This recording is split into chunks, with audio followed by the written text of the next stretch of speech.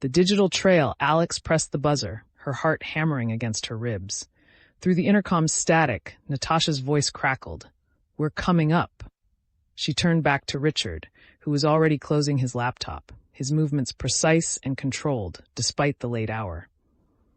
The fluorescent lights of her chambers office cast harsh shadows across his face, making him look older than his 58 years. The weight of 7 years of mentorship sat between them, 7 years of trust that now felt like both armor and burden. "You're sure about bringing them in?" Richard asked, though his tone suggested he already knew the answer. "Sophie's the best cybersecurity analyst I know," Alex said, moving to unlock her office door. "If anyone can trace those encrypted emails without alerting Sarah, it's her. And Natasha." She paused, thinking of her best friend's sharp instincts. The way she could read people like Alex read case law. "Natasha sees things the rest of us miss." Richard nodded slowly. "Then we do this properly. Show them everything, the access logs, the encrypted messages, the timeline. But Alex," he fixed her with a look that reminded her of every difficult lesson he'd taught her. "Once we bring them in, we can't control where this goes. Your friends will be targets too." The words hung in the air like smoke. Before Alex could respond, footsteps echoed in the corridor. 2 pairs, one heavier than the other. Natasha burst through the door first, her dark hair disheveled, still wearing the yoga pants and oversized jumper she'd clearly thrown on in haste.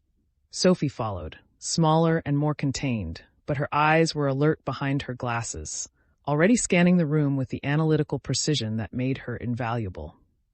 "Jesus Christ, Alex!" Natasha crossed the space in 3 strides, pulling her into a fierce hug. "You look like hell." "Thanks," Alex managed, her voice muffled against Natasha's shoulder. The familiar scent of her friend's jasmine perfume was almost enough to break her composure. Almost. Sophie closed the door behind them, her gaze settling on Richard. "Mr. Morrison, I didn't expect—" "This is bigger than a personal crisis," Richard said, standing. "It's a professional catastrophe in progress, and we have—" He checked his watch. 24 hours and 53 minutes to contain it. Natasha released Alex but kept one hand on her arm, as if afraid she might disappear. "Start from the beginning. All of it." So Alex did. She walked them through the Thornton case, the 3 leaks that had systematically dismantled their defense strategy, Patricia Ashworth's ultimatum that would destroy Morrison and Blackwood if they couldn't prove the leak was contained by Tuesday evening. She showed them the access logs, the pattern of Sarah Winters's late-night entries into chambers, the 2:37 a.m. visit that couldn't be explained away as dedication. Then she showed them her phone, the anonymous texts, the threats that had escalated from professional to personal, the distorted voice on the call that had warned her away from Marcus, the stalker's knowledge of her movements, her relationship, her investigation. "And then tonight," Alex continued, her voice steadying as she fell into the rhythm of case presentation, "my laptop was remotely accessed. Every file I'd compiled on the investigation, wiped. The stalker left me a message. Stop investigating. Stop seeing Marcus. You have until midnight Monday, or everyone you love pays the price." Sophie had pulled out her own laptop during the recitation, fingers already flying across the keyboard. "Show me the encrypted emails Richard found in Sarah's account." Richard slid his computer across the desk. 3 messages sent to an unknown recipient before each leak. "First package Thursday, second delivery ready, final package ready." "The language is careful," Sophie murmured, her eyes narrowing at the screen. "Deliberately vague, but clearly referencing document transfers. And the encryption." She typed rapidly, lines of code scrolling across her screen. "This isn't amateur hour. Whoever set this up knows what they're doing." "Can you trace it?" Alex asked. Sophie's fingers paused. "Maybe, but if I go poking around in these emails, whoever's on the other end might notice. We'd tip our hand before we know what we're dealing with." "Then we need to be smarter." Natasha had moved to the window, staring out at the darkened street below. "Alex, you said the stalker knows your movements in real time. Your phone, your laptop, they're compromised. What about your building's security cameras?" Alex felt something cold settle in her stomach. "The stalker mentioned watching me leave for my date with Marcus. They knew exactly when I left my flat. Then they either have access to your building's camera feeds," Sophie said slowly, or they were physically present. Do you have doorman logs? No doorman. Keycard entry only. Alex was already pulling up her building's security portal on her phone. But the management company keeps digital logs of every entry and exit. Richard leaned forward. Check Saturday evening, when you left for your date. Alex's fingers trembled slightly as she navigated to the log archive. Saturday, 6:47 p.m., her own exit. Then, 3 minutes later, guest entry, Resident Authorization A, Morrison, Unit 4B. I didn't authorize any guest entry, Alex whispered. Sophie was beside her in an instant, reading over her shoulder. Someone used your resident code to let themselves into the building. 3 minutes after you left. They were in my flat. The words came out flat, emotionless, but Alex could feel hysteria building behind them, like pressure behind a dam. While I was with Marcus, someone was in my home. Natasha's hand found hers, squeezing hard. What did they take? What did they touch? Nothing. Alex forced herself to think through the panic. Everything was exactly as I'd left it. I would have noticed if something was moved or missing. I'm obsessive about that. They weren't there to take anything, Richard said quietly. They were there to install something. Alex, when did your laptop get remotely accessed? The timeline clicked into place with sickening clarity. This evening, around 8 p.m. After they'd been in your flat, Sophie confirmed, they installed malware directly onto your computer. That's how they wiped your files. They had root access to your entire system. She was already typing again. I need to see your laptop. Now. Alex retrieved it from her desk, hands steady now that she had something concrete to focus on. Sophie connected it to her own computer via a cable, her expression growing darker as lines of code filled her screen. This is sophisticated, Sophie muttered. Keylogger, screen capture, remote access Trojan, the full surveillance package. They've been watching everything you do on this laptop for. She scrolled through timestamps. At least 4 days. Since Tuesday evening. The night before Alex had discovered Sarah's suspicious access patterns. The night before Richard had called the emergency Sunday meeting. They knew we were investigating before we even started, Alex said. That's how they stayed ahead of us. Richard's face had gone gray. Check my laptop, too. 20 minutes later, Sophie confirmed what they'd all begun to suspect. Richard's computer was similarly compromised. Malware installed sometime late Friday night. The stalker had been monitoring both of them, watching their investigation unfold in real time, always 2 steps ahead. This changes everything, Richard said. Sarah Winters might be the leak, but she's not working alone. This level of technical sophistication, the coordinated surveillance, the real-time monitoring, someone with serious resources is behind this. Or someone with serious technical skills, Sophie corrected. This malware isn't off the shelf. It's custom-coded, designed specifically to avoid detection by standard antivirus software. Whoever wrote this is either a professional hacker or has access to one. Natasha had been quiet, her expression thoughtful. Now she turned from the window. Alex, think about the threats. What exactly did they say about Marcus? Alex didn't need to check her phone. The words were burned into her memory. Stop seeing Marcus. He's part of this now. When everything falls apart, you'll have no one to blame but yourself. Not stop the investigation, Natasha said. Stop seeing Marcus. That's personal, not professional. Whoever's doing this doesn't just want to protect the leak. They want to hurt you specifically. Someone with a grudge, Richard said. Sophie looked up from her laptop. Or someone who wants Marcus for themselves. The possibility hung in the air, reshaping everything they thought they knew. Alex's mind raced through the implications. A professional rival would focus on the case, on destroying her career. But someone motivated by jealousy, by romantic obsession, that was a different kind of dangerous. Marcus said he's been interested in me for 18 months, Alex said slowly. Since we met at that legal conference. Who else was there? Who else knew about his interest? Half of London's legal community, Richard said dryly. It wasn't exactly subtle, Alex. He spent the entire conference finding excuses to talk to you. Sophie's fingers had resumed their rapid typing. I'm going to approach this from a different angle. Instead of tracing the encrypted emails, let me look at who's been accessing your building's security system. That guest entry on Saturday.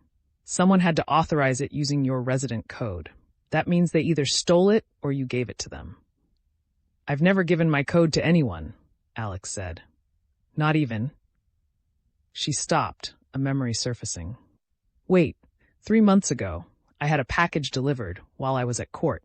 Sarah offered to go to my flat to receive it. I texted her my building code. The silence that followed was deafening. That doesn't prove anything, Natasha said quickly. Lots of people could have seen that text. If Sarah's phone was compromised, if someone was looking over her shoulder, or if Sarah is exactly what the evidence suggests she is, Richard said heavily. A brilliant young woman who decided to monetize privileged information and who's now trying to eliminate the investigation before it destroys her. Alex wanted to argue, wanted to defend the protege she'd mentored and trusted. But the evidence was damning. The access patterns, the encrypted emails, the building code, the technical sophistication that a 26-year-old Oxford first with a computer science minor would certainly possess. We need proof, Alex said. Proof that will hold up in front of the Bar Standards Board and in a criminal court. Right now we have circumstantial evidence and speculation. Sophie nodded. Give me 2 hours. I can trace the malware back to its source. Every piece of code leaves a fingerprint if you know where to look. And I can check Sarah's personal devices remotely if you can get me her phone number and email. I have both, Alex said.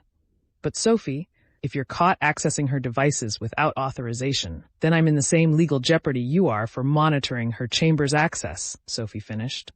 I know the risks, but Natasha's my fiancé, which makes you family, and nobody threatens my family. The fierce protectiveness in Sophie's voice made something tight in Alex's chest loosen slightly. She wasn't alone in this. Whatever happened next, she had people who would stand with her. Richard checked his watch. It's 11:32 p.m. We have 24 hours and 28 minutes until the ultimatum deadline. What's our move? I set up a clean laptop, Sophie said. One the stalker can't access. Alex and Richard, you use that for all investigation work from now on. I'll start tracing the malware and looking into Sarah's digital footprint. Natasha? I'll dig into Sarah's background, Natasha said. Social media, public records, anything that might explain motive or reveal connections we're missing. And I'll reach out to Emma and Thomas, quietly. If Sarah's been acting strangely at any of our group gatherings, they might have noticed something. Alex felt a surge of gratitude so strong it nearly overwhelmed her. Thank you, all of you. Don't thank us yet, Sophie said, her expression grim. If we're right about this, if Sarah really is behind everything, then we're about to destroy the career of someone you cared about. That's going to hurt, Alex. That's going to hurt a lot.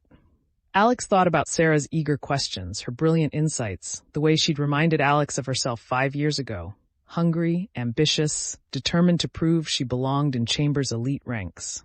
And she thought about the encrypted emails, the malware, the threats against Marcus, the systematic betrayal of everything Morrison and Blackwood stood for.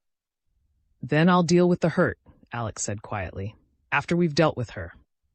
Sophie's phone buzzed. She glanced at it and her expression shifted. Alex, when was the last time you checked your personal email? This afternoon. Why? Check it now, your backup account, the one you forwarded the threatening texts to. Alex pulled out her phone, navigating to her personal Gmail. The inbox loaded, and her blood turned to ice. Every email was gone. The entire account had been wiped clean. Years of correspondence, case notes, the screenshots of threatening texts she'd carefully preserved as evidence. All of it deleted.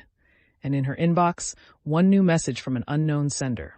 The subject line read, "Did you really think I wouldn't notice?" Alex opened it with shaking hands. Dear Alexandra, you're smarter than I gave you credit for. Bringing in reinforcements, checking building logs, starting to connect the pieces. I'm almost impressed. Almost. But you're still making this too easy. Did you really think I couldn't access your backup email? That I wouldn't notice Sophie Chen's digital fingerprints all over my carefully constructed architecture? Here's what's going to happen next. Tomorrow morning at 9 a.m., you're going to receive an email from Patricia Ashworth. She's going to inform you that additional privileged documents have been leaked. Documents that only you and Richard Morrison had access to. Documents that will make it impossible to deny that one of you is the source. You have a choice, Alexandra. You can continue this investigation, and watch your career burn along with Richard's. Or you can walk away from the case, from Marcus, from everything, and I'll make sure the evidence points somewhere else. You have until 9 a.m. to decide. Choose wisely. P.S. Tell Sophie that her fiancé looks lovely tonight. That blue jumper really brings out Natasha's eyes. The phone slipped from Alex's fingers, clattering on the desk. Natasha was at her side instantly, reading over her shoulder, and Alex heard her sharp intake of breath. "They're watching us," Natasha whispered. "Right now, they know we're all here." Sophie was already moving, closing her laptop, disconnecting cables. "We need to leave, now, if they're monitoring this location." Richard's phone buzzed. Then Natasha's, then Sophie's. Alex retrieved her own phone from the desk with trembling hands. 4 identical text messages from unknown numbers. "Tick-tock, the clock is running, and you're running out of time." "Out," Richard commanded, his voice cutting through the rising panic. "Everyone out of this building now." They moved as one, grabbing laptops and bags, Alex's mind racing through possibilities and finding no good options. The stalker was always ahead of them, always watching, always one step beyond their reach. As they reached the building's entrance, Alex's phone rang. An unknown number. Against every instinct, she answered. The distorted voice was back, but this time there was something different in it. Something that might have been amusement. "Did you really think bringing your friends would help, Alexandra? All you've done is given me more pressure points. More people to hurt. More ways to make you break." "What do you want?" Alex demanded, her voice steadier than she felt. A pause. Then, "I want you to understand that this was never about the case. This was never about money or professional ambition. This is about you, Alexandra Morrison. This is about making you pay for taking what was mine." The line went dead. Alex stood frozen on the pavement, her friends gathered around her, the weight of those words settling into her bones like ice. Taking what was mine. Marcus. This was about Marcus. Sophie's hand found her shoulder. "Alex, what did they say?" But Alex was already pulling up her contacts, calling Marcus's number. It rang once, twice, 3 times. Voicemail. She tried again. Same result. Panic clawed at her throat. "Marcus isn't answering. He should have been done with surgery an hour ago." "Call the hospital," Natasha said urgently. Alex did, her fingers clumsy on the screen. The operator connected her to the surgical ward. A nurse answered, her voice professionally pleasant. "I'm looking for Dr. Marcus Ashford," Alex said. "He was called in for a trauma case earlier tonight." "Dr. Ashford left the hospital at 9:45 p.m., the nurse replied. "Is there something I can help you with?" Alex checked the time, 11:47 p.m. Marcus had left the hospital 2 hours ago, long enough to get home, to answer his phone, to respond to a text, unless something had stopped him. "We need to go to his flat," Alex said, already moving toward the street to flag a cab. Now, Richard caught her arm. "Alex, if this is a trap, then it's a trap I'm walking into," Alex said fiercely. "Because if something's happened to Marcus because of me, because some psychopath decided he was mine and I took him from them." Her voice broke. Natasha pulled her close. "We go together," Sophie said firmly. "All of us. Safety in numbers."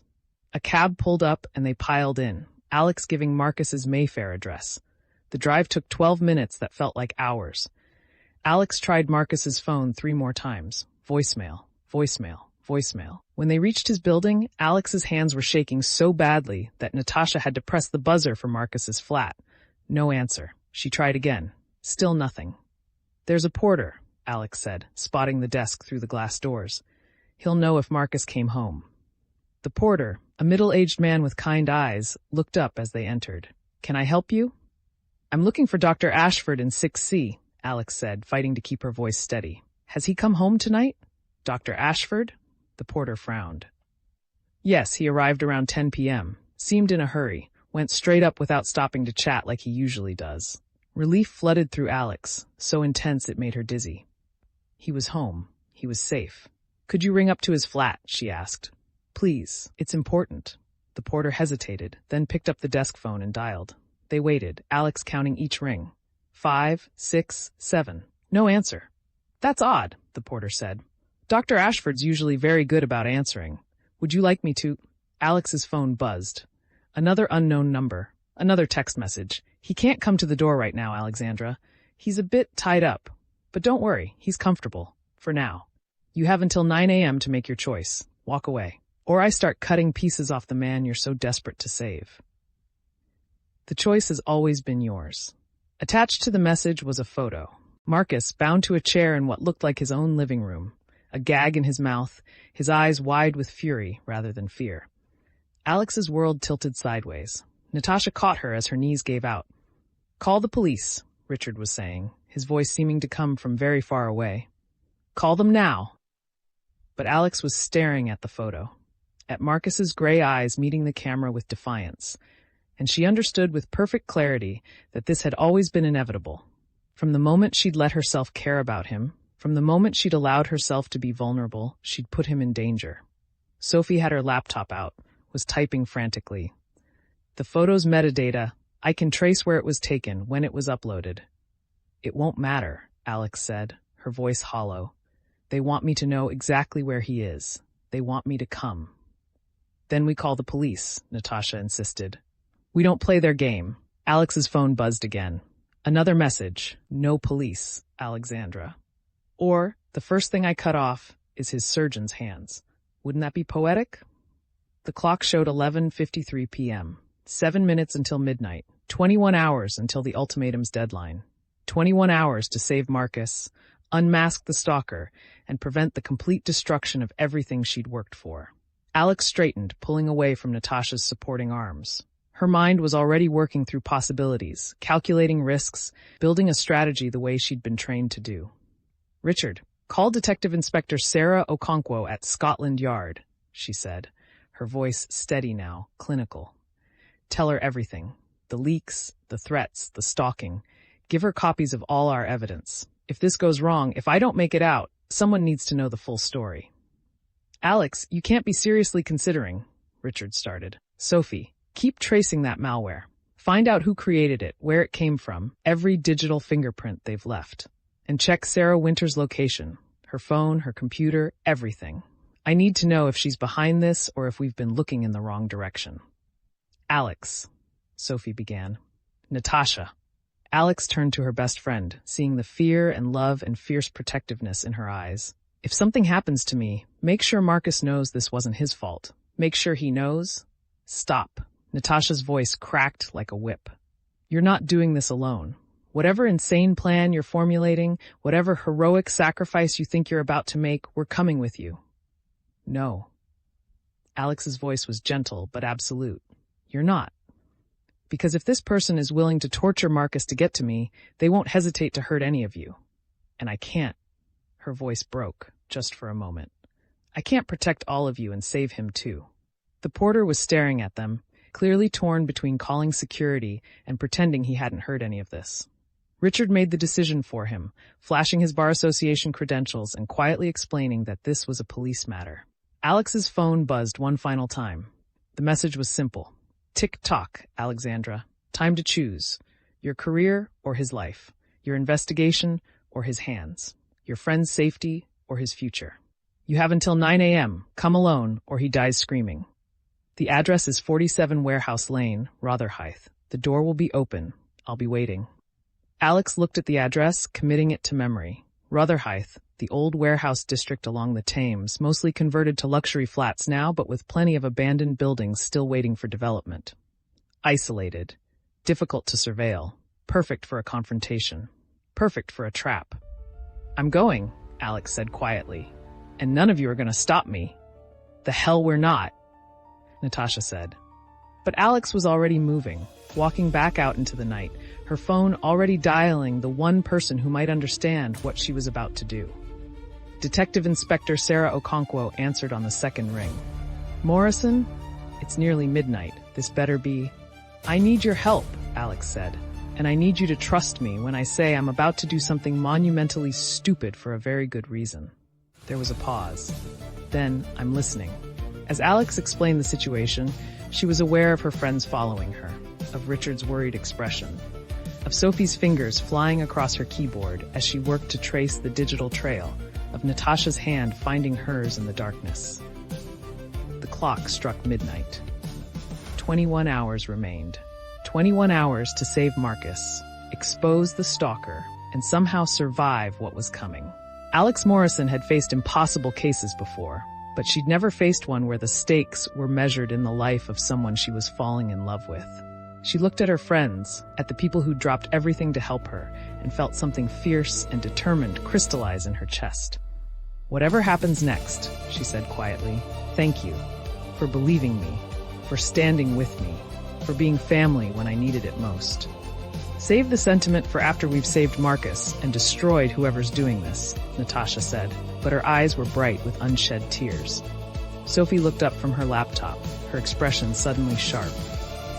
"Alex, I found something. The malware on your computer. It wasn't installed Saturday night when someone broke into your flat." "What?" "It was installed remotely Tuesday evening, which means whoever did it had remote access to your system before they ever entered your home. They didn't need to break in to install it. They broke in for something else." The implications hit Alex like a physical blow. They were looking for something they thought I had in my flat. "Or planting something," Richard said slowly. "Evidence to frame you for the leaks, perhaps?"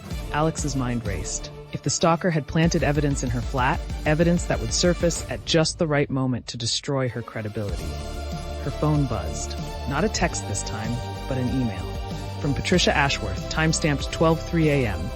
The subject line read, "Urgent, additional evidence of breach." Alex opened it with hands that had gone numb. "I'm writing to inform you that I've received additional privileged documents from Morrison and Blackwood Chambers. These documents include your personal case notes on witness credibility assessments, dated as recently as yesterday evening. More concerning, I've also received an anonymous communication suggesting that you may be the source of these leaks, motivated by a substantial payment from an interested party. I'm providing you the professional courtesy of addressing these allegations before I file my complaint with the Bar Standards Board at 9 a.m. tomorrow. I expect your response by 8 a.m. Regards." The trap had sprung. Not at 9 a.m. as the stalker had threatened, but now, in the middle of the night, when Alex was exhausted and terrified and vulnerable. She showed the email to Richard, watched his face go gray. "They're framing you," he said. "They've been planning this from the beginning. Make you look like the leak. Destroy your credibility before you can expose them. Sarah's access patterns, the encrypted emails, all circumstantial," Alex said, understanding flooding through her. "But if Patricia has evidence that I'm being paid to leak documents, if she files that complaint, your career is over," Richard finished. "And the real leak continues operating with impunity." Sophie was typing furiously. "I'm checking your bank accounts, credit cards, anything they might have used to create a false money trail." "They won't have been that obvious," Natasha said. "They'll have created something that looks like you tried to hide it. Cryptocurrency maybe, or transfers through shell companies." Alex felt the walls closing in. In 21 hours, she had to save Marcus from a psychopath, prove she wasn't the leak, expose whoever was actually behind this, and somehow prevent the complete destruction of Morrison and Blackwood's reputation. It was impossible, but Alex Morrison had built her career on impossible cases. "Sophie, how long to trace the malware to its source?" 2 hours, maybe 3. "Natasha, can you get Emma and Thomas to check Sarah Winter's whereabouts tonight without alerting her?" "I can try." "Richard, draft a response to Patricia Ashworth denying everything and demanding to see the evidence she's received. Buy us time." Richard nodded, already pulling out his phone. Alex looked at the address in Rotherhithe, at the photo of Marcus bound and gagged, and made her decision. "And I'm going to 47 Warehouse Lane." "Not alone," Detective Inspector Okonkwo's voice came through the phone, which Alex had forgotten was still connected. "I'll have a tactical team in position within the hour. You go in wired, you follow my instructions, and we do this by the book." "If they see police." "They won't," Okonkwo said firmly. "But I'm not letting you walk into a hostage situation without backup." "That's not negotiable, Morrison." Alex closed her eyes, feeling the weight of every decision she'd made that had led to this moment. Dating Marcus, investigating the leak, trusting the wrong people, failing to see the threat until it was too late. But she was done being a victim, done being hunted. It was time to become the hunter. "All right," Alex said, "but we do this my way. I know who's behind this, and I know how to make them confess. The lie came easily. She had no idea who was behind this, no proof, no certainty, but she had 21 hours to figure it out. And she had no intention of losing Marcus or her career or anything else to whoever was trying to destroy her. The clock showed 12:17 a.m. as they climbed back into the cab, Sophie's fingers still flying across her keyboard, Natasha already texting Emma and Thomas, Richard composing his response to Patricia Ashworth, and Alex staring at the photo of Marcus, at his gray eyes filled with fury and determination, and making him a silent promise. I'm coming. Hold on. Just hold on? Thanks for watching our stories. Don't forget to like and subscribe for more epic adventures. Thanks for watching our stories. Don't forget to like and subscribe for more epic adventures.